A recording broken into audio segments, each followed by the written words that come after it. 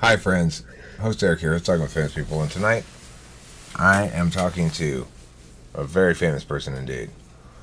That is to say, an actual YouTube creator herself, Becky, Planet Ketchup. And I have a 5-thing agenda of questions to ask Becky for this interview.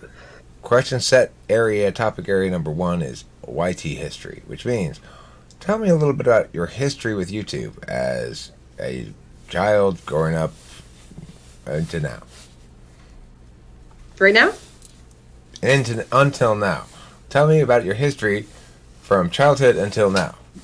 Yes. I wasn't sure if you were going to lay out the whole agenda. Okay, so YouTube. My first experiences with YouTube were probably around the age of 14. I think that's around the time YouTube first launched. And they mostly contrived of videos of me and my friends drunk in bathroom stalls. And so somewhere on the internet, if you look for that, you'll find it because I can't remember the password and it won't delete it despite reporting that it's, underage alcohol consumption. So otherwise, YouTube was this branch from MySpace that allowed me to follow some people that I liked to follow on MySpace, more animated because MySpace is mostly picture and bulletin sharing, whereas YouTube is video sharing. So most of the things I remember from YouTube back then would be like Chris Crocker's Leave Britney Alone and like just some sensational blogging experiences or vlogging experiences. Over the last couple of years, I was in and out of YouTube, so my phone had this thing. Let me pause real quick. Don't go up until now. Go up until right before you joined the typology community. Okay, so what happened was I had started on YouTube again in around 2013, just posting Zoes, which was this cool video thing my phone would do on its own. So I was like, haha, I look like a video editor, even though all I did was press 2 buttons. So I shared those. I've since deleted them. But I had a roommate named Douglas, and he was really into talking with famous people. He was into typology. I was into typology on my own through Jungian theory and some different personality books I have here at home. But I hadn't realized that YouTube was actually a good platform for typology. So Douglas showed me that, and he actually did so by bringing me to a Raw Room episode. The particular Raw Room episode was one in which a certain ESFP was crying because at the time they weren't known to be an ESFP. It was assumed they might be an ENFP. TI polar was the one thing that I think was certain about. And so they were crying because they just couldn't explain themselves properly. And if they could explain themselves properly, we would all, the viewers, understand how ENTP this person was. And so I thought it was hilarious. And I thought it was great. So I decided to pay a little more attention to the Talking with Famous People channel. Through that, I had discovered a couple other YouTube channels as well. So I had discovered the Objective Personality System. I had discovered Eric Thor, just a host of different theories that, interestingly enough, all seem to be talking about different subjects with the same terms. That's a good way to put it. That's a really good way to put it because we are using the same terms, but that's the problem, isn't it? Yeah, it's very much different subject matter. And so I had investigated actually your channel, Talking with Famous People, and OPS more than any other systems. And so I had actually undergone a typing with Dave Superpower's OPS channel. And I liked what he was doing in regards to self-growth. And so I wanted to see if he could type me properly. And I even played a bit with my thing. That's to say that when I was answering the questions, I was trying to answer them on the fly and not have it, yeah. So with that said, he incorrectly typed me. He was pretty close, but he got my polar right if he was even looking for a polar, but otherwise he was mostly wrong. And so from there, I realized that system was just that. It was a different subject with the same terms. Well, here's the thing, though, Becky. You should be aware of this. It's actually elf growth that he's promoting over there. a lot of people make that mistake. They think he's saying self-growth. He's talking about this little farm of elves he has at his house that he wants them to grow bigger. They thrive on the fertilizer of student money. Well, he's got a really good paywall, so he's got some big elves growing. So with that said, I steered away from that channel when I realized that what I was trying to learn and what they were discussing were not the same thing.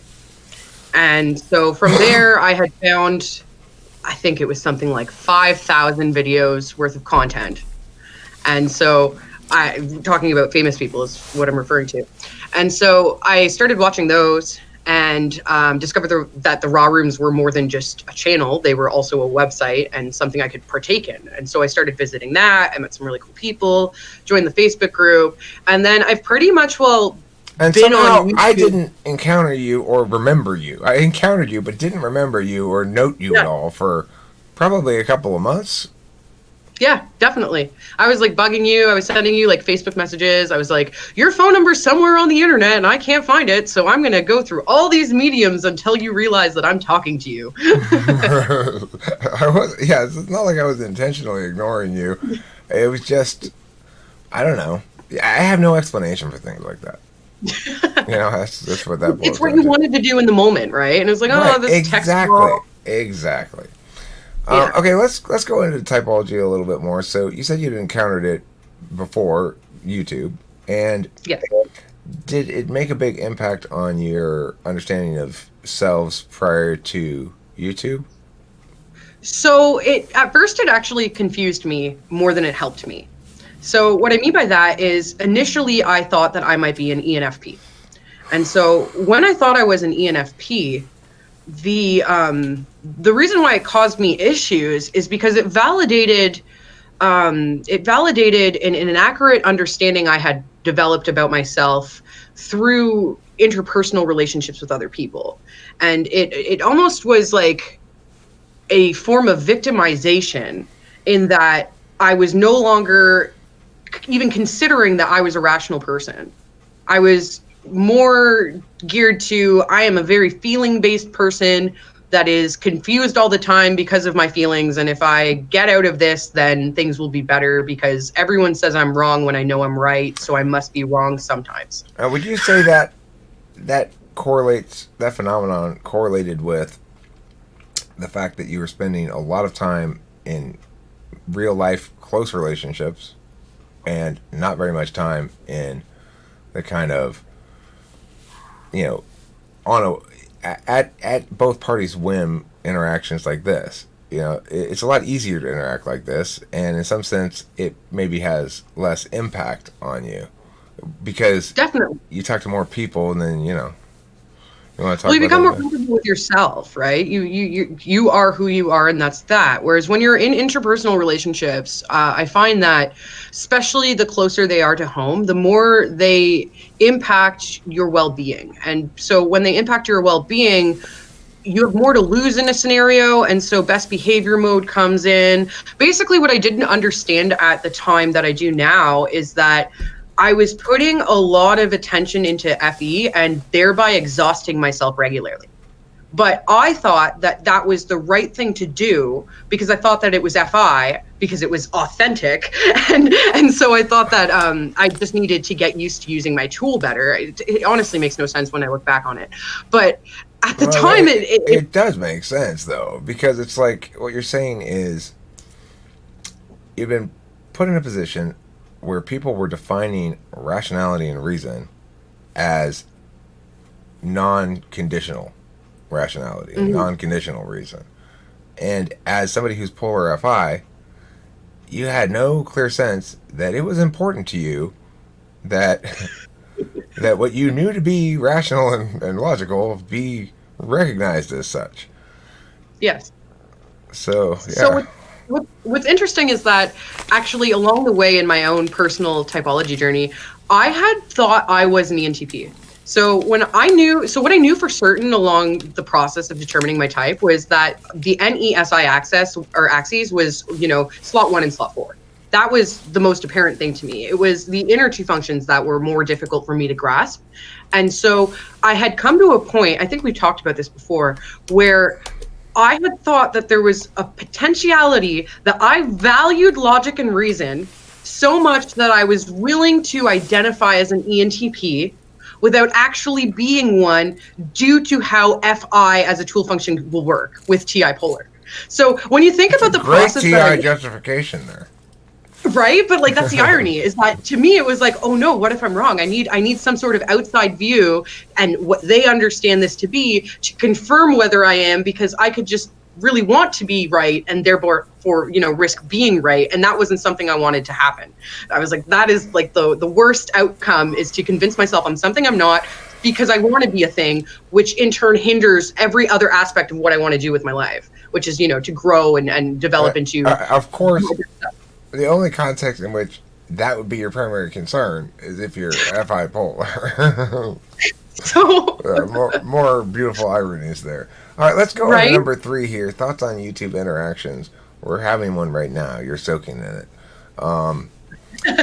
What the reason I put it down here is basically I'll throw out my thought here, my experience, and see what you build off of it, how you feel like it. But I did a lot of internet stuff prior to YouTube.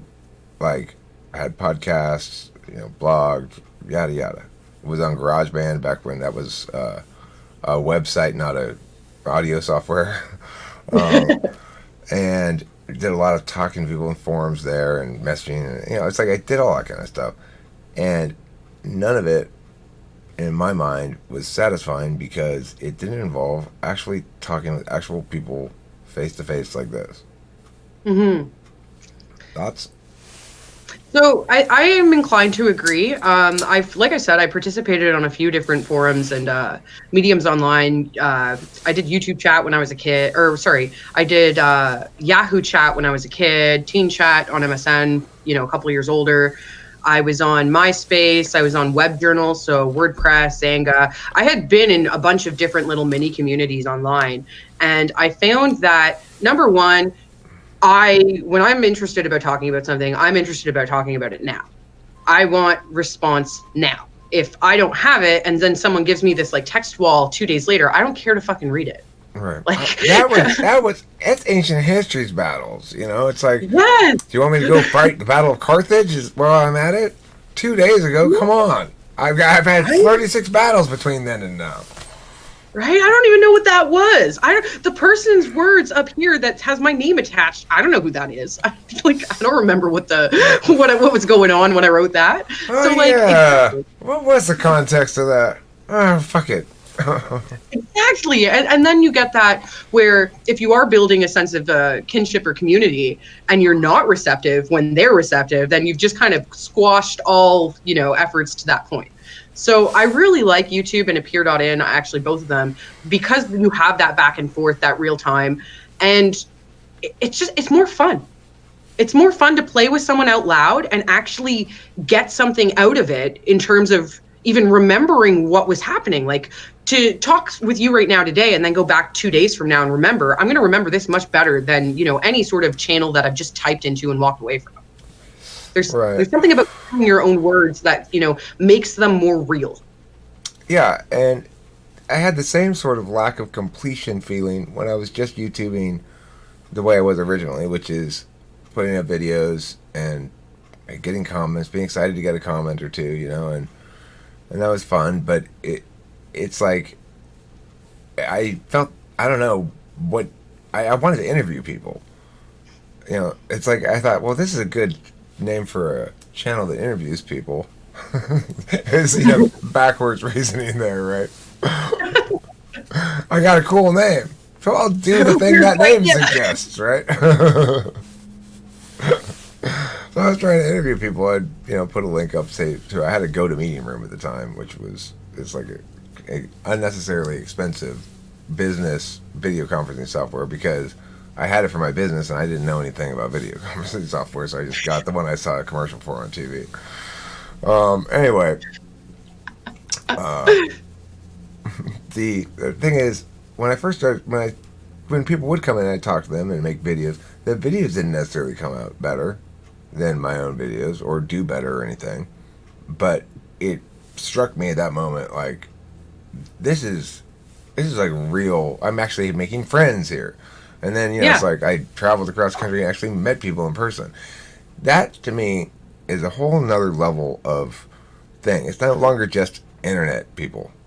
It's community. Yeah, it's actual community. It's actually social media. Is the And and here's the reality too. I don't want to go out to some public place in my city and find a bunch of people that don't want to talk about the things I want to talk about, probably don't even want to talk. They just want to do what they're doing. And then go home and reflect on that experience and determine that I wasted, 6 hours of my day. So right, it's nice meeting like-minded people who are interested in discussing similar subjects and even adopting new subjects to discuss when they bring something you haven't thought of before, as opposed to going into the world and talking to people who don't want to talk. right, and it's like the kind of the we do represent a distinct minority. It's absolutely the case that intuitives, and especially the more metaphysical of the intuitives, like INFJ, ENTP, they actually are a very small minority of the population. And if you grew up when I grew up, when there wasn't even any internet at all, you ended up as developed as you could be given your immediate geography and the people who were around you. I managed to find some pretty smart friends, I guess, some pretty cool friends, but I'm only still friends with one of them, and that's the ISFJ. the, how wrong is it that people are used to be constrained like that, where you're born an intuitive, you're thrust into this world of sensors, you're thrown in unawares, you have no concept of any perspective to build off of. You're a little kid, you're being fed all this fucking bullshit, and there's no outside world you can access. It's terrible. Like it has the potentiality for trauma on its own. You know what I mean? It creates this martyr scenario where this person is by themselves, and especially with the FI polar. Actually, this is something me and Susie were talking about last night. It wasn't apparent to me that this particular thing was an expression of FI polar, but when I go into a group of people and they're all together all the time, I assume that they are tight and like a clique, and that they're this or that. And I'm more of like a drifter that'll like walk up to you all weird and like engage with you and then go up to the next group and whatever. So as a kid, I always thought that these people were like the best of friends, these like movie style cliques, and that I was this person on the outside, without realizing that due to FI, they all have their own understanding of how much they like the other person in the group. Right. They all don't see it the way I was seeing it, as this outside person and this inside group. They'd see it as me, an inside person of the group that just frequents away and comes back. So like, it's nice to be in a community where people are, number one, if they are truly aware of typology, they're aware of the shortcomings of each person's polar. So it's not even like being judged over something you're not aware of anymore, which is what I would experience in, like, let's say high school. Right. The other element I'd point out about YouTube interactions is, or reinforce, I guess I sort of pointed out already, is the full consensuality of it.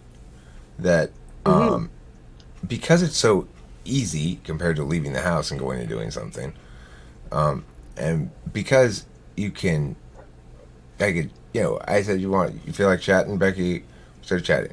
We're still chatting. We've been chatting for quite a while. But if we didn't have quite a while and we chatted for 10 minutes and I was like, oh, I got to bail, that would have been fine too, because it's not like you left your house to go meet me at the coffee shop or something.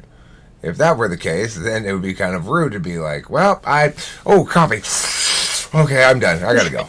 But I drove all the way over here to meet with you and talk with you. What are you doing? That doesn't happen with this kind of interaction because it's entirely consensual. It's like there's no obligations, there's no resentments, there's no whatever, because everyone understands that this is this beautiful combination space where it's still not quite real life. So you don't have the same kind of weird fucking, I don't even know what to call those things, like the little social Body relationship this space. You, And the you don't more have, other bodies in it, the more aware. you just don't you don't have to deal with all the complications, you know. And Hmm. I think it makes people better friends because nobody's putting pressure on anybody else. Yeah, definitely. More, I would say authentic is the right word there, right? Because even again, when you're in a group of people and you're meeting up with, it could be up to 5 people or whatever, trivial number. When you arrive, you're not certain why everyone's there. You're not certain when everyone wants to go. You're not certain what's going on in the dynamic of the room necessarily. At least I'm not. And so that can lead to not being sure of yourself. It could be lead to not being sure of what you're even doing, like as a group. Whereas with being online, like you said, that consensualness, it removes some of the social nuances that allow us to not have to worry about those questions. Those questions aren't relevant. Right.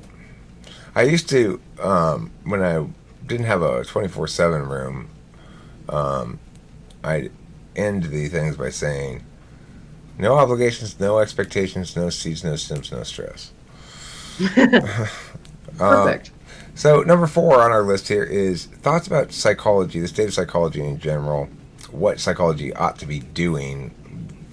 You know, if you want to limit it to just like therapeutic rather than worrying about research end of it or something, that'd be fine. Okay, As a sure. narrower. So highly opinionated on this subject. I think that psychology should have more, if we're going to, keep the curriculum in any way, shape, or form as it is in schools, let's say in North America, because that's where we're both familiar. Um, there should be a component within the curriculum, probably every year, as it relates to psychology and personality. Number one, it would be a great way to detract or deter bullying. Once you start to understand that people don't think the way you think necessarily. And even when you do think you're on the same page as someone, that moment is not necessarily, again, an implicit function that's happening. That could be a conscious choice to look at things that way. And so it will allow children to have a better understanding of each other as well as themselves, which would, I think, make it less likely that children would be inclined to bully each other because you're on a more similar playing field than just trying to figure out your place in the world.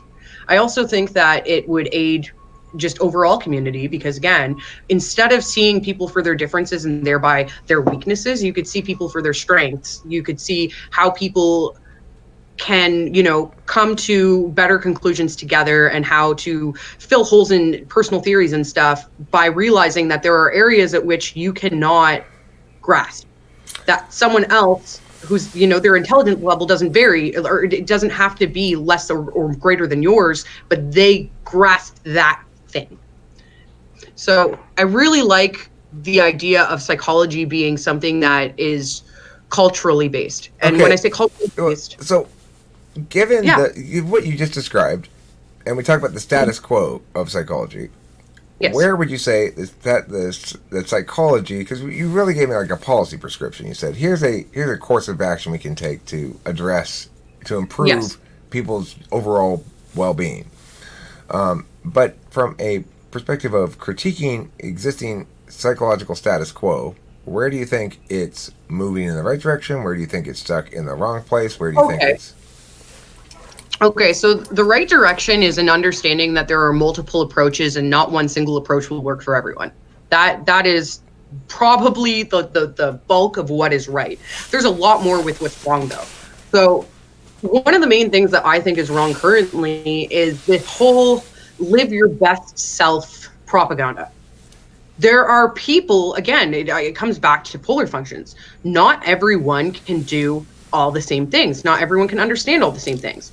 No one, like, so basically what I'm trying to get at is when it comes to psychology, currently there's this big movement of don't consider other people, put yourself first. If you don't put yourself first, no one else will. And in essence, you can contrive that to mean that you should look at number one and be number one for yourself, and that much is good.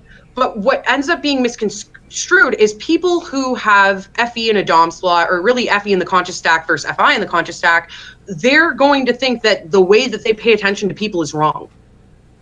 They're going to think that when they are considering the dynamics and the effects of other people, they're not placing attention on the effects of themselves, and that's wrong. Okay, Becky, But listen. Becky, you are caring way too much about what other people think. Okay? get Stripless Woodman out here. He needs to teach you a thing or two. That's the first thing that I actually felt like I did. The first good thing I did, basically, or like actively helpful thing I did in my relationship with Kimberly, was to tell her, because she said something like that. You know, she's like, "Oh, I know I shouldn't think about what I shouldn't care what people think so much," and I told her, you know, or very like second date or something. It's like, yes, you should. That you naturally do. That's your tool function. I thought at the time it was your dominant function because that's what was in the ESFJ at first. But of course you do. I do too. There's nothing wrong with that. And she's like, right? It's realizing that that's someone else's idea of what's right. Doesn't have to fit you. And how liberating is it for somebody to hear something like that when they've internalized that? And how many of the things that we say about ourselves, critiques about ourselves, you know, actually reflect somebody else's function bias like that. Exactly, and it's so dangerous. It's so dangerous because there are people who already are dealing with like mental health conditions and actual problems in their mind, like chemical imbalances, to then ostracize themselves even more so because they've heard some gimmick as to how someone ought to live or be that doesn't fit their stack. What do you That's think why about I think typology is so good. What do you think about the vector of accountability in psychology? It's something that I historically have been very enamored with, but which I'm finding myself increasingly dubious of as a possible way to solve people's problems. I mean, maybe there's some types that it would work well on. I don't know, but what are your thoughts? Accountability in what frame though? Because I can see accountability as a part of the process of IFS, and in that way, I'm all for it. Right? So that's I'm to thinking say more that. like Dr. Phil style accountability, where there's But shaming people. Okay, well, look, somebody's sitting up there on the stage. Somebody's sitting up there on the stage. They're saying some bullshit that, talking about themselves doing something and coming up with some sort of justifying excuse and spewing bullshit and you know, being deluded in some capacity. And then he'll say to him, "You are not going to make any progress until you face the truth. You have got to be accountable."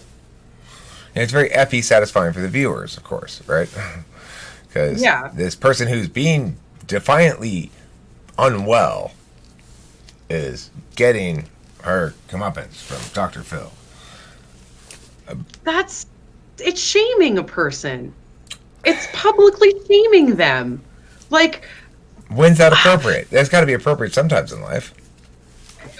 Sometimes in life, yeah, but mostly for the people that go on Dr. Phil, it's highly sensationalized. Like, we have, Bad Baby or whatever, Cash Me Outside Girl because of Dr. Phil. So it's not even to say that it actually works. Not in a public, Catch Me Outside Girl?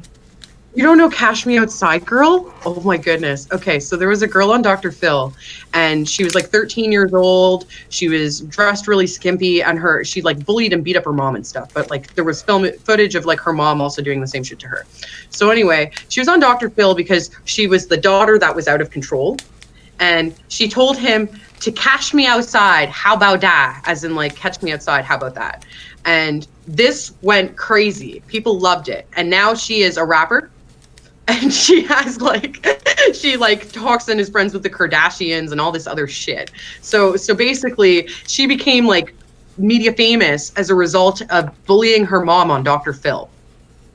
Huh. So accountability doesn't always work in that forum, like. Well, I mean, so when do you think it's appropriate to tell somebody, listen, you've got to face the truth here. You need to be accountable for this. You're avoiding responsibility and blah, blah, blah, blah. Anytime one-on-one. You have to think about whether or not your message is going to be received. And if you're in a room with a bunch of other people, the likelihood of your message even being heard, let alone received, is much smaller than if you're one-on-one. There's nowhere else to place the attention outside of like physical objects when you're one-on-one. So how much does it matter how you present that? Tact. Tact matters a bit. If you shut a person down because they are a sensitive or defensive person, then your message isn't being met anyway. So if your message was served to satisfy yourself by getting it out, then it doesn't really matter what the tact is. But if your message has the goal of actually changing something, tact is highly important. You have to consider, especially when we go into like the theory that people have different parts and that those parts feel like they're serving a purpose of protection. You want to reach the core of the person. You want them to actually have a revelation. So you need to present yourself in a manner at which you can continue to talk to the core person. Right. The tact is highly important in those frames. Well, I think it's indicative of the fact that, and there's lots of other stuff in psychology that indicates this, that explicit or extrinsic motivation reduces intrinsic motivation. So anytime you're trying to bust chops, or anytime you're trying to use leverage, or anytime you're trying to get a person to function more properly as a means to an end in some capacity, getting somebody to behave in accordance with your expectations more, then they're going to be less desirous of doing so. Yes, they'll be resistant. Now, it's not always the case that being less desirous means less likely, but it does mean that if you persist in that course of action, even if it works, there's going to be artifacts left behind, things with like great deal of resentment. I think from learning about this IFS that those parts are feelings, is what I think. Yeah. Do you think that's true for everybody, or like would a feeler have parts that are thoughts? Yes, I think that's how it would go. I think it's probably an aspect of the subconscious mind that is coming to the forefront, but it's not coming to the forefront in a way that can be read or decoded by the actual individual. And so going back to accountability and resistance, why I think IFS is so effective is because the resistance doesn't exist in the same way when you're coming to your own conclusions. When something is your idea, it is easier for you to accept its reality than if someone is telling you how you ought to think. Right. Which is why we use questions and not statements with IFS. We ask the person to ask themselves these things. Right. It's incredibly different in its entire feel from most therapeutic psychology that I'd ever encountered before. One of the problems I'd had before was the session seemed to not have a teleological frame. Like, what am I trying to do exactly here? It's as though I had a couple of strengths in college. One of whom was I didn't stick with very long because it was just too obvious to me that he didn't like me. The second one was much better, and he asked me some interesting questions like, well, why do you think you need to be completely independent and not subject to needs or feelings and stuff? Because I'd say, the problem is that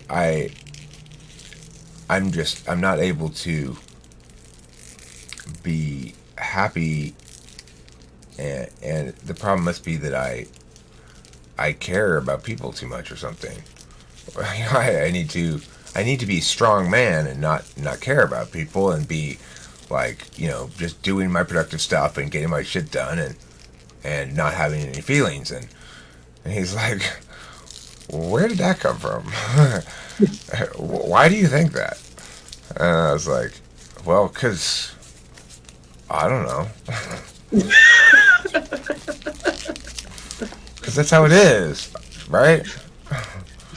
Every night before I sleep, the little angels whisper to me, tomorrow you will care more about other things and care less about yourself, and you will be a strong man in doing so. But neither of those two shrinks did I ever feel at any point that I knew what I was doing there. Like, what exactly am I doing here? I'm here because I'm having some sort of problem. You're not helping me even understand what the problem is. Eric, you are supposed to feel the essence of why you're there. It is this emotional knowing. Look, It is Becky, this is going to take a long, long time.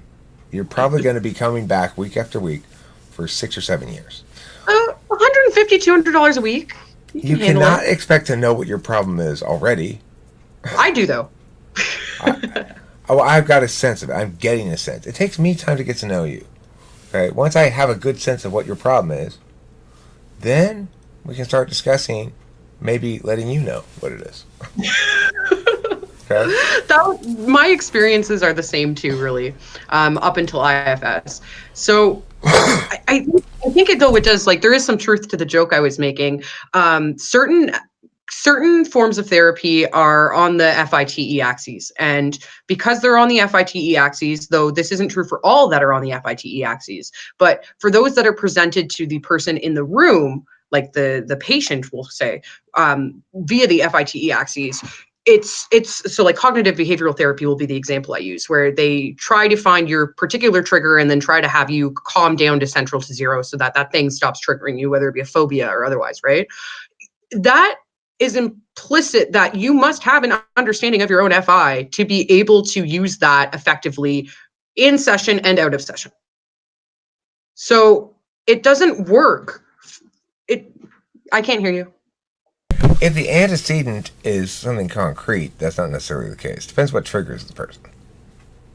Yeah, so now imagine, so that's why it got to a point of being so popular in the first place. But now let's talk about complex issues where a person, let's say, has complex post-traumatic stress disorder. What that means is that they've had so many different experiences that affected their brain in a traumatic way that they're not sure what their triggers are. So it's one thing to teach a person not to be afraid of heights. It's another thing to teach a person how to react to when a squirrel makes them cry or, a smell makes them panic. Especially if they can't identify what that smell is. Like, it's not as effective as, again, it requires some self-awareness in terms of feelings to be able to utilize that in a manner that is repeatable over time and successful. So, you talked about cognitive behavioral therapy there, and I talked about fucking half-assed psychiatrist or psychologist style, whatever that is, like echo what the person says. So you're feeling happy now. My old psychiatrist recently lost his license, and in the process of that, which has been publicized, he called that bitch it out therapy. Bitch it out therapy? Yes. Huh. Well, he lost his license for malpractice. Another thing I've heard you mention, and I found that an eye-opening notion, is that the worst thing you can possibly do, in a lot of cases, for somebody who has trauma, is ask them to emotionally relive it. Yeah. Whereas a lot of therapists, including the marriage therapist, the relationship therapist that I had for my second marriage, who we saw for quite some time, he was big on that you need to really, really, really moisten. Okay. So there's one form of therapy that I only heard of yesterday, so I don't know enough about it to pitch it or anything. But my uncle was saying to me that there's a form of therapy in which the person is hypnotized. And the person is hypnotized for the purpose of going back into those memories, particularly to realize how many impressions have been inflated over time. And then that person, usually in their state of like hypnosis, they're laughing because they can't believe how wrong they perceived this past scenario, and thereby they're no longer afflicted by that scenario after the session.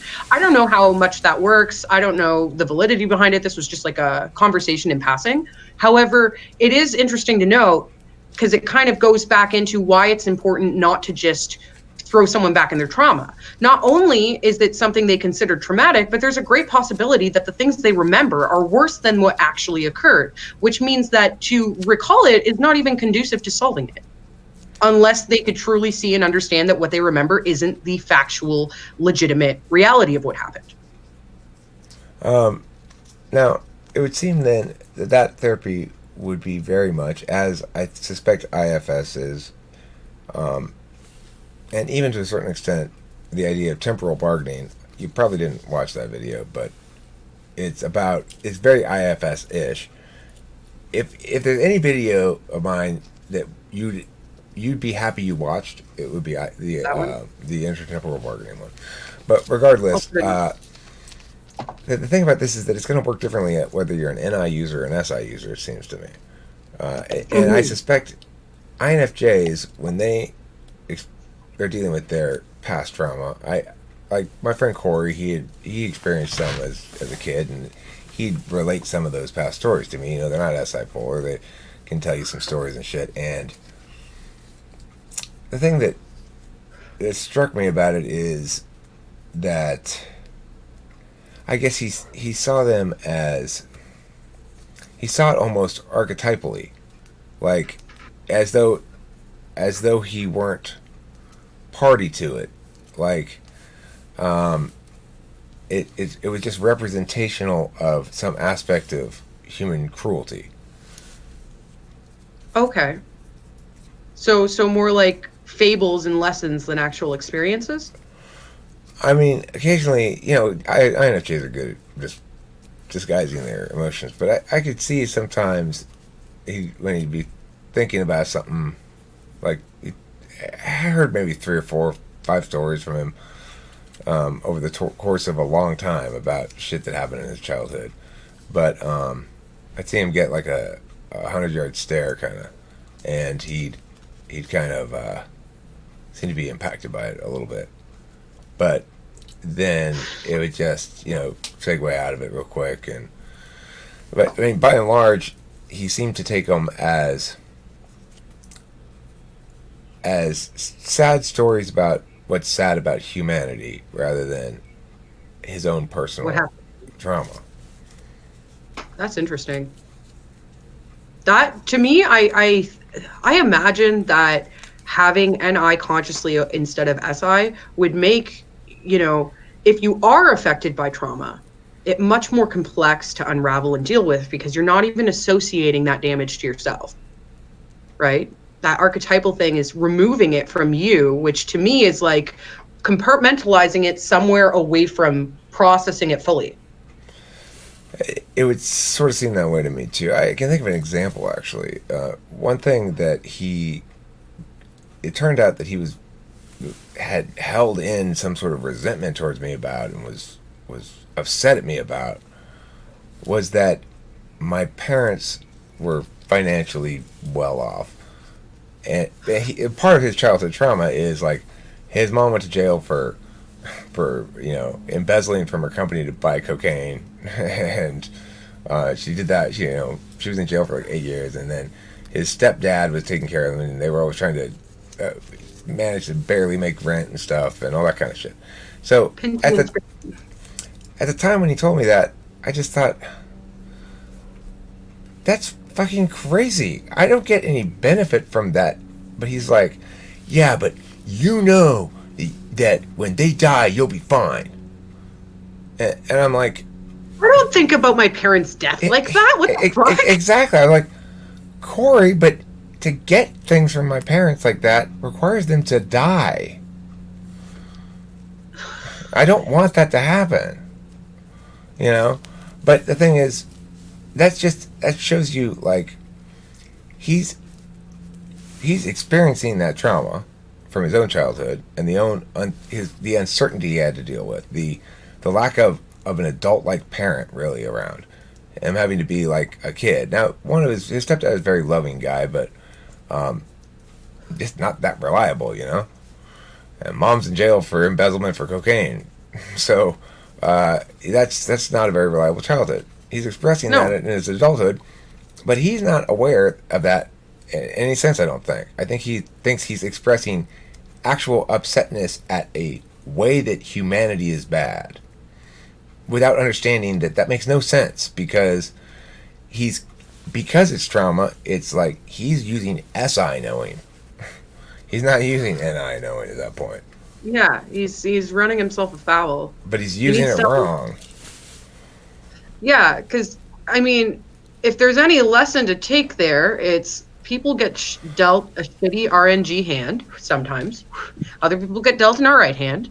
And once you're an adult, you have your own agency, you have your own power, and you ought to use it to restore some of the things you regret from your childhood. Not push and project that childhood onto someone else and, you know, maintain the retain the responsibility belongs to them. Well, I mean, the thing is, when he said it, I pointed out to him, I'm like, Corey, you are aware, right, that for the entire time you and I have known each other, you've made substantially more money than me, right?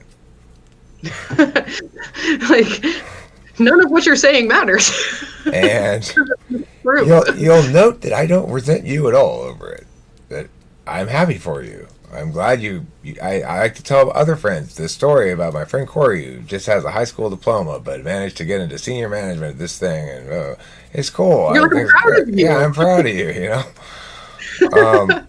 Why are you hating me for something that doesn't even benefit me at all? But his point is that it benefited me, like, ontologically, because I didn't have to prepare or worry for retirement. But I mean, I wouldn't prepare or worry for retirement anyways. I don't ever plan to retire.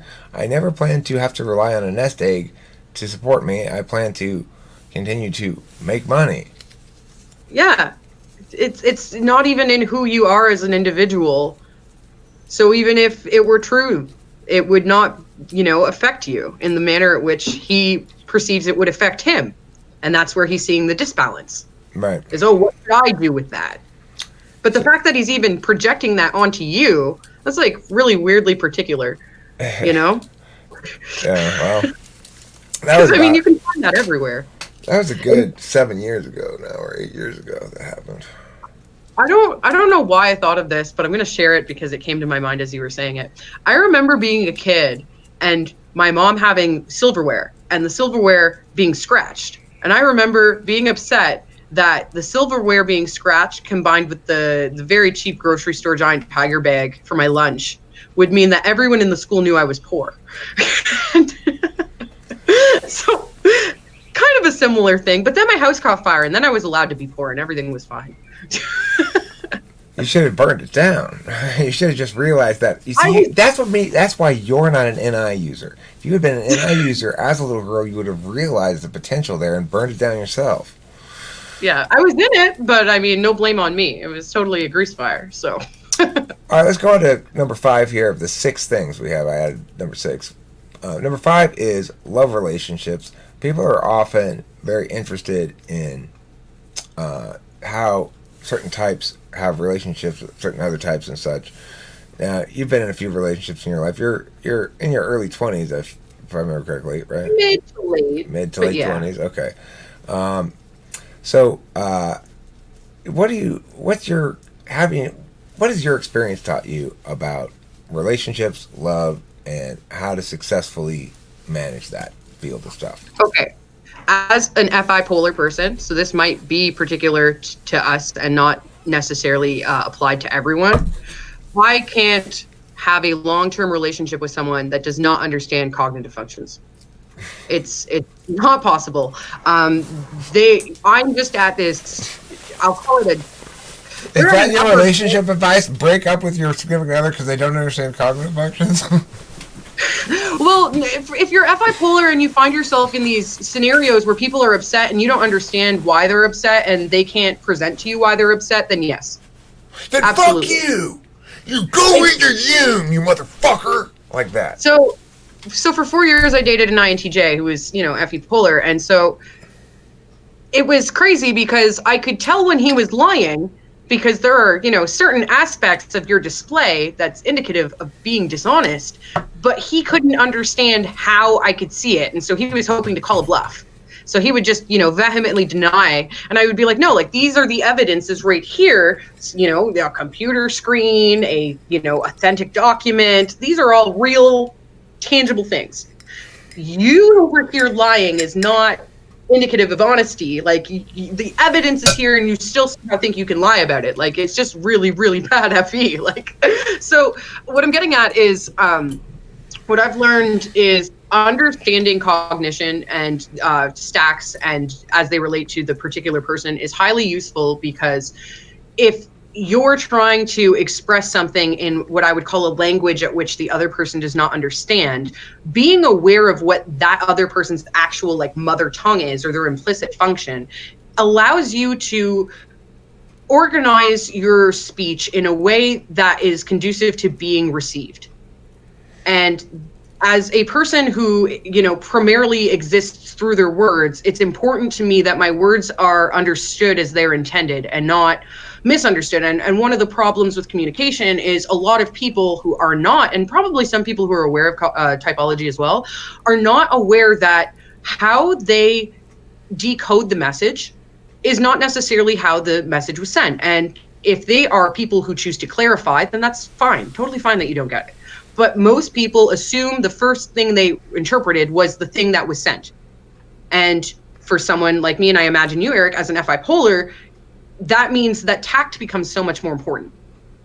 Because it's more than just that too. It's like, it's remembering that yes, there's a right way to use words.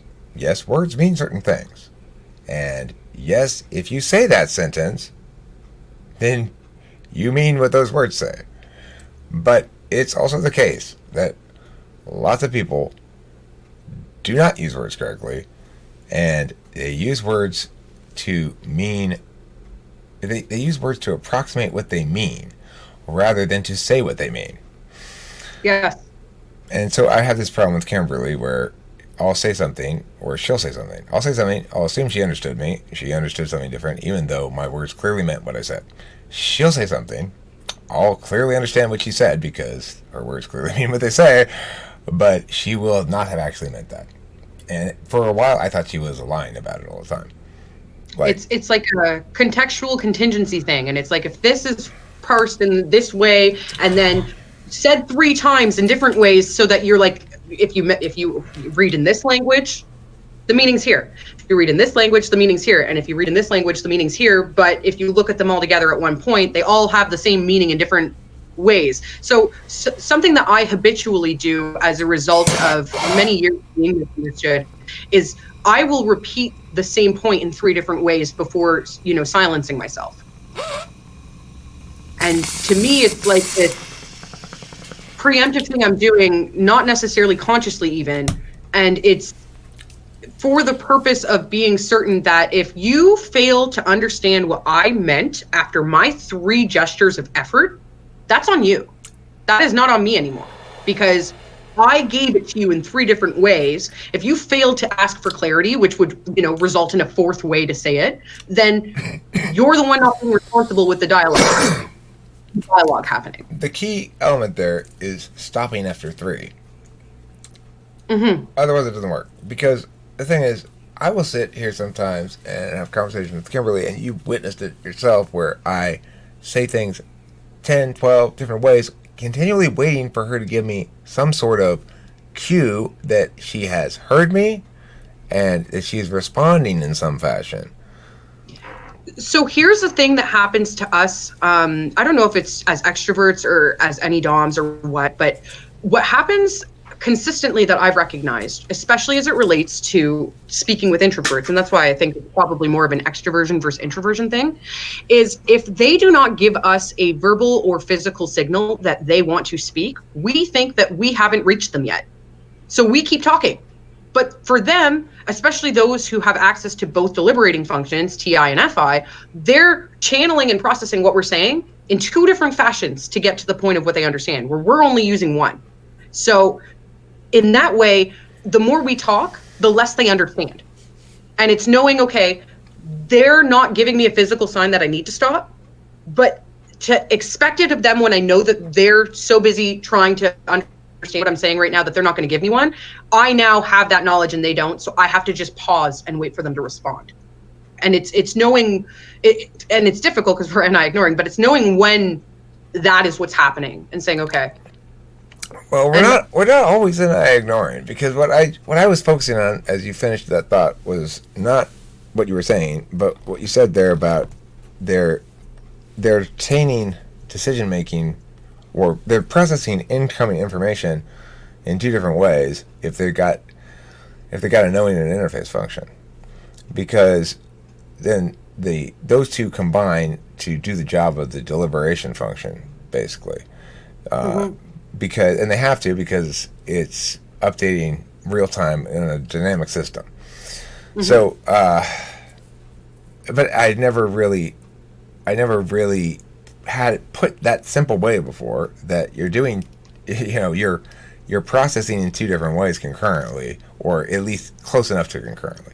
And the reason it's not like that for the action deliberation types is because action is externalizing shit, it's putting stuff, and therefore it's definitely not doing the internal process of figuring shit out. Additionally, anyone with a deliberation function as a polar function is only deliberating with one function, regardless of where it is. Well, it's going to be in the tool function, but they're only using the one. So like, I learned this through living with my INFP, right? He's got 8th slot TI and he's got 1st slot FI, which means that anything I'm saying, he can understand the logic of what I'm saying and read it that way, but he's also going to translate that into an FI frame for himself before he comes back out with another FI frame. So that takes him a lot longer than me. So something he would tell me in private, but I think is okay to share, is that when we're in a group setting, he likes to touch his penis. That's not okay to share. He wanted you to keep that secret. No, what he actually wants is he realizes that, especially in a room of like any DOMs, or like even me and other INFPs where they're on my NE trail, right? The more we talk, the more he's trapped in his own head, because it's the more things he has to process. And if he thought he had something, also SE polar, right? If he thought he had something to contribute here, by the time he's ready to say the thing the way he wants it to come out, I'm already over here, and he's now listening to this part and no longer finding the relevance in what he was going to share in the conversation, because it's moved so quickly from one topic to the next. It makes me realize that it's not just a matter of Kimberly's like, this is boring, or stops paying attention or whatever. There's a finite amount of data that she can process because of the way she's processing data. And I need to recall that for you and me and INTPs, ideational logic happens real time. And that's it. Nobody else has ideational logic happening in real time, because it's not real time. It's necessarily turn-based. But because we're faster than everybody else, and it only occurs in context with other people, it's functionally real time for us. And so I keep wanting to spit information at her to get her to understand more. Well, if you're not understanding yet, I'll just explain it different ways. But that's just more data to process. So the trick is in finding out what part she stopped understanding, and to pause there with her, get that part in order, and then move on to the next part. The problem is when we do it so fast and with such great amounts, by the time we're asking and checking in with the other person to see if they understood, they're now at a point where they've misunderstood so much that we're offended by their misunderstanding. Well, look, but see, everything goes great if Kim is actually seeking information from me. When she comes and asks me a question, and I give her an explanation, then she'll give me all the feedback I need.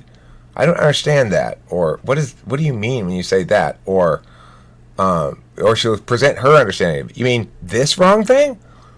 No, Kim, I had to learn to stop doing that, right? I had to, and she correctly called me out. She said, "Hey, you want me to learn this stuff? You're absolutely right, Kim. I am so sorry. I will not do that. I will be patient." And I've tried my best, and so I'll say, "No, it's like this," and sometimes she misinterprets things. Like you put up a Facebook comment one time about you were pissed off because some guy on Ancestry.com had hit on you. But you wrote it in kind of an extrovertedly intuitive intuitive way in general, where it wasn't Yeah. explicitly spelled out, but it was very obvious what you meant. Yeah. You know. The public service announcement. And Kimberly comes in, it's like, oh my god, Becky is like a swinger or something. She's cheating on her boyfriend on Ancestry.com, I think. She thinks it's a good place to pick up guys. That's what she said. I'm like, Becky? Now this is before I really started talking to you a whole bunch, but I just at the beginning of knowing you, and I was like, Becky, are you sure? Yeah, on Ancestry.com. On Ancestry.com.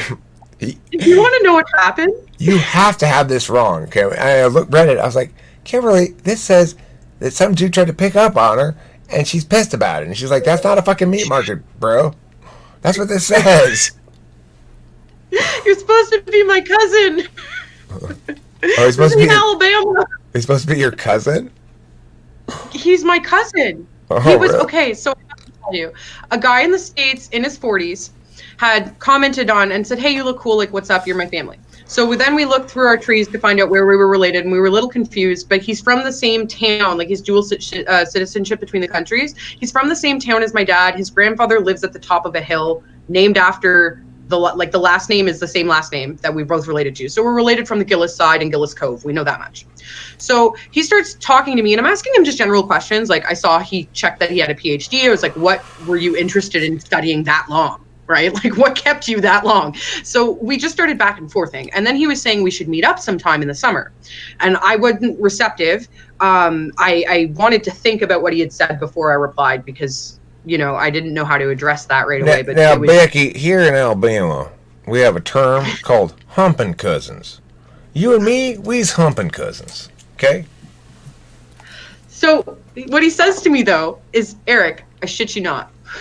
First, he says to me that he finds it strange but delighting that he both feels like he's discovered a new family member and is picking up a girl at the same time. And this was the first indication to me that this was anything but innocent. So pretty smooth, though, actually. Well, the next message, because I hadn't replied yet, I was digesting everything and trying to figure out how I could say, "Listen, guy, like, I thought, like, we're cousins, and that's where this begins and ends." To then he said to me that he was like, "I guess over the last night, he's like, things have cooled down." And then he said, "I just want you to know that had we have chosen to meet up this summer, I would have booked a honeymoon suite on the beach and wouldn't have come up for air for a month." You are my cousin. And then he said, "Is it because he's like, are you not replying because I told you I'm American?" Like, what? Yeah, your Americanism, your citizenship to the States, that is the deal breaker here. My cousin's in Ottawa, party pool. Like, what the fuck? I really wanted to fuck my cousin when I was like 14, but she was adopted. So see, there was some logic there. I have no biological cousins. I just have, my dad has one sister, my mom has no siblings, and my dad's sister was infertile. So that's just me. Anyway, let's go on to the last topic here, which is your channel. You're launching a channel, and I want to ask you, I guess, what do you imagine yourself doing now before you, at the very beginning of the channel? Like, knowing, granted, right off the bat, you're not making a prediction because you think you're going to successfully predict what's going to happen with it. You're saying, if I just had something, if I were going to not ignore my NI for a second and just pretend I had some kind of a vision, and it's not even a vision of what I'm going to do, but it's a vision of the future, and I'm looking back at what I have done. What is that vision look like? Okay. If I am in the future and I am looking back on the channel as it exists between some time that hasn't happened yet, now and 5 years from now. Okay. I think that the channel is gonna exist of different episodes related to therapy, different episodes related to just commentary on things I think are bullshit. So like my oozings and my rants. I'd like to do a lot of traveling, and through traveling just have a lot of vlogs going where I'm meeting up with other YouTubers. And more than anything else, I seek that this will be a channel at which is more full of self-discovery than necessarily something that is going to be highly effective to someone else. So I think that it'll be entertaining for people, but I think what I'm going to get out of the channel is a place at which my thoughts exist in a state of permanence, that I am therefore able to remember some of the great ideas I come across, maybe even bring some of those ideas to fruition that would have otherwise not happened because just talking about it would have been enough.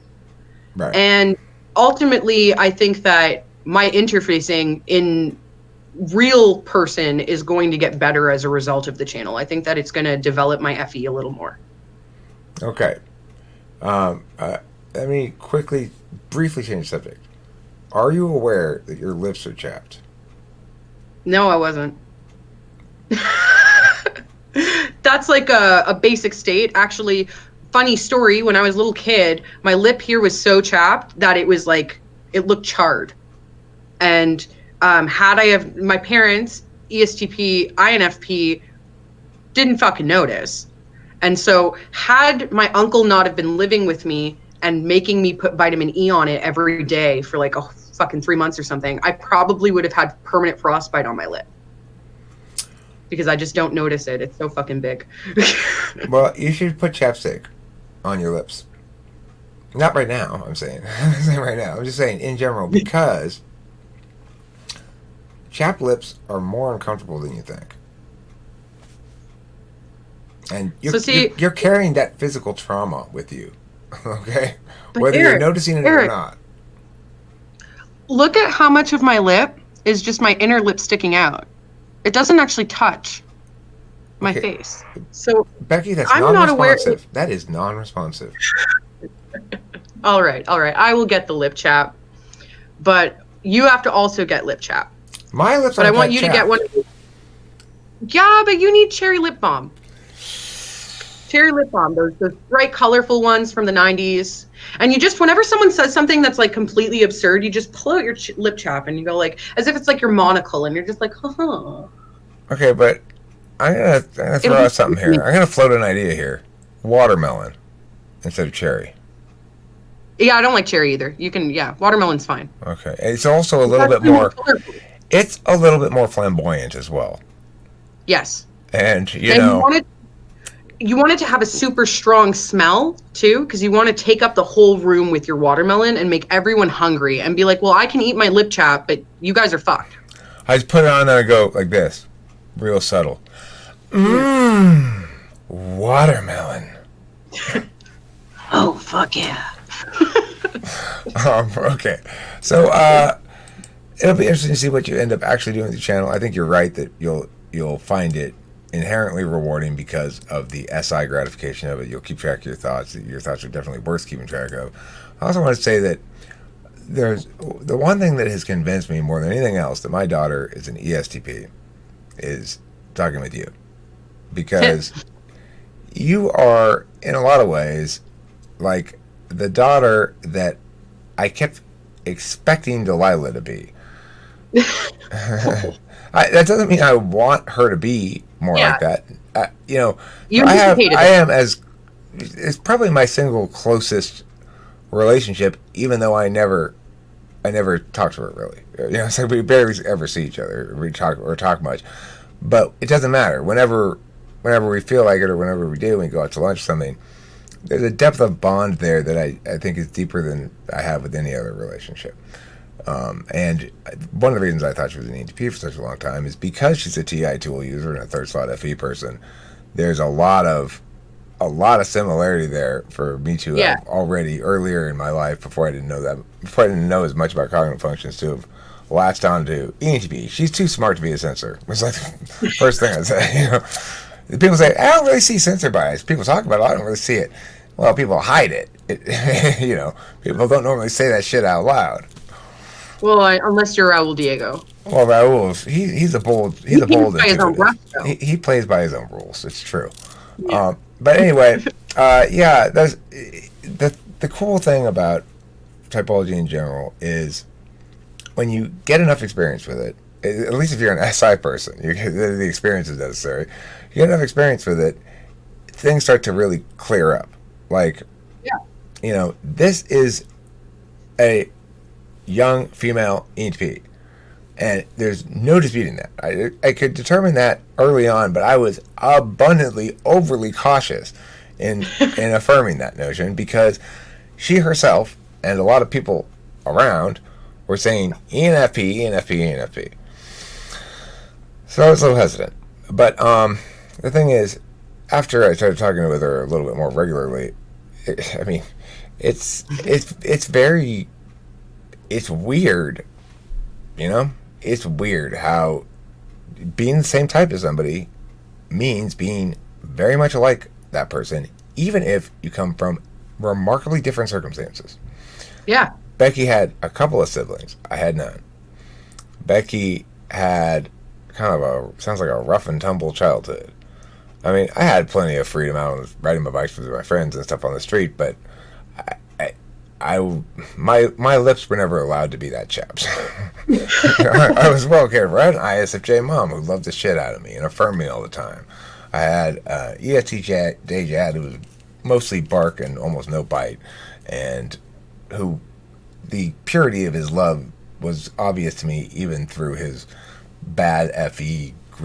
Although I did, when I was a little kid, I did think there was something wrong with my dad. I remember thinking this distinctly when I was a kid. There's something wrong with Dad. He's not like me and Mom. He doesn't seem to get how to, like, chat and stuff, Because I would sit down and have great conversations with my mom. We'd go back and forth as duels. And then my dad was always like, Dad, you're not doing this right. Anyway. I have to... Go ahead. Sorry.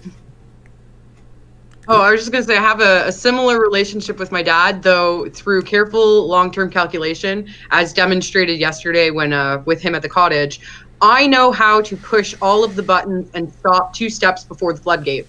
So I can play these little articulate games with him, and I can do it so often in one day that he never becomes apparent as to what I'm doing, despite everyone else being apparent with what I'm doing.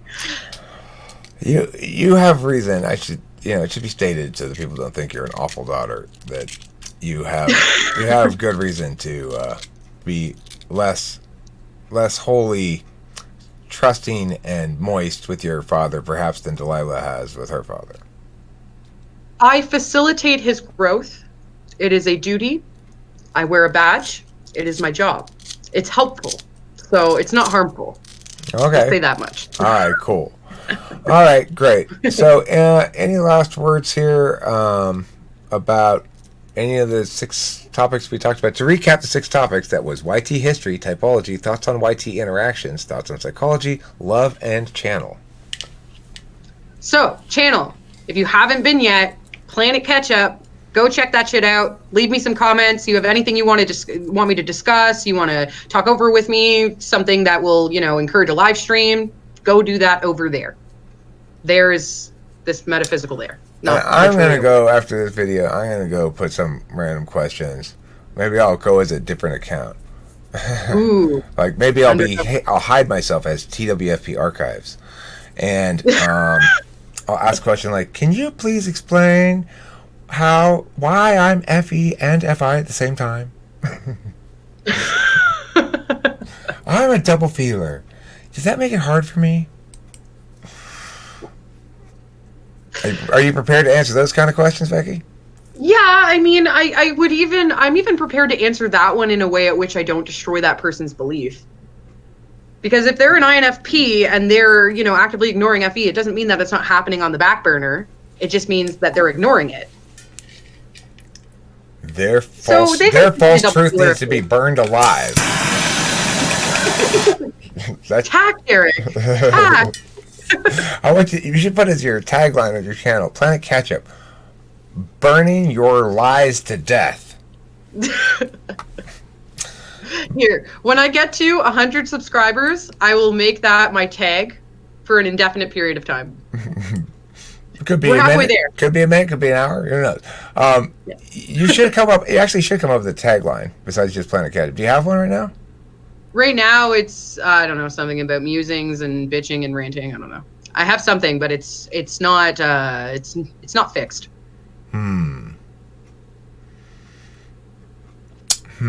Okay. Well, I'm gonna start thinking about it too. It's one of those things that requires NI. I can't just ideate something off the fly and have it be worth anything. Yeah, if there was cool like rich text bar and I could like make giant words, I would make female ENTP and like bold and like this big and right there. Female ENTP. You could use an underscore between them. That would. Oh, there's a kid with a Planet Ketchup account. I don't even think I need the underscore. There's a kid with a Planet Ketchup account.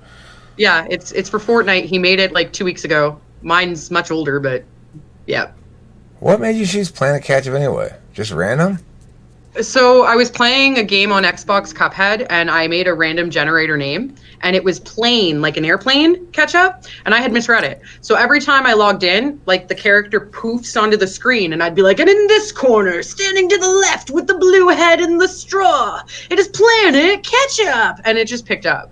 And then one day someone noticed it said plain ketchup, which made it that much funnier. So you just, once you had read it the first time as Planet, you just used your SI every time. And you just ignored your NI right in front of you that it actually said plain. Yeah. Right. Okay. But it wasn't plain like regular ketchup. It was plain like flying airplane. Yeah, I in the got you. sky. I got you. Yeah. I got you. Okay. Well, that's about it then for this video. Thank you all for watching, and thank you, Becky, for being the interviewee in this interview. Thank you for having me, Eric, and I think you want to let them know something about some fromage. Right. They're not supposed to forget to eat something, but I keep forgetting what it is they're not supposed to forget to eat. Could you remind me? I think they're supposed to eat plenty of cheese. But as per older conversations, maybe not the goat variety, but the cottage variety. Right. Good point.